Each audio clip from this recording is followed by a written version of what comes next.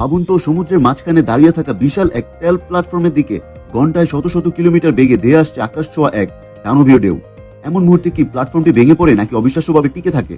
অনেকেই মনে করেন এসব প্ল্যাটফর্ম সমুদ্রের তলদেশে গেঁথে রাখা বিশাল খুঁটির উপর দাঁড়িয়ে থাকে, কিন্তু কয়েক হাজার মিটার গভীরে সমুদ্রে যেটা প্রায় অসম্ভব। তাই আধুনিক প্রকৌশল বেছে নিয়েছে এক চমৎকার সমাধান: ভাসমান সেমি সাবমার্সিবল প্ল্যাটফর্ম। এই প্ল্যাটফর্মের নিচে থাকে বিশাল পল্টুন, যেখানে ভরা হয় হাজার হাজার টন ব্যালেন্স পানি।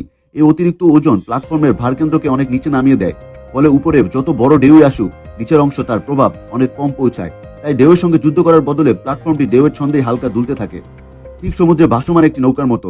কিন্তু শুধু ভাসলেই তো চলবে না, সমুদ্রের স্রোত যেন এটিকে ভাসিয়ে নিয়ে যেতে না পারে, সেজন্য ব্যবহার করা হয় বিশাল অ্যাঙ্কর বা কয়েকশো টন ওজনের ইস্পাতের চেইন। এগুলো প্ল্যাটফর্মটিকে সমুদ্রের তলদেশের সঙ্গে শক্তভাবে বেঁধে রাখে, যাতে প্রবল ঝড় বা উত্তাল ঢেউয়ের মধ্যেও এটি নিচের অবস্থান ধরে রাখতে পারে। এটাই আধুনিক অফশোর ইঞ্জিনিয়ারিং এর বিস্ময়। প্রকৃতির সবচেয়ে ভয়ঙ্কর শক্তির মুখোমুখি হয়েও মানুষ এমন প্রযুক্তি তৈরি করেছে যা সমুদ্রের বুকেই নিরাপদে কাজ চালিয়ে যেতে সক্ষম।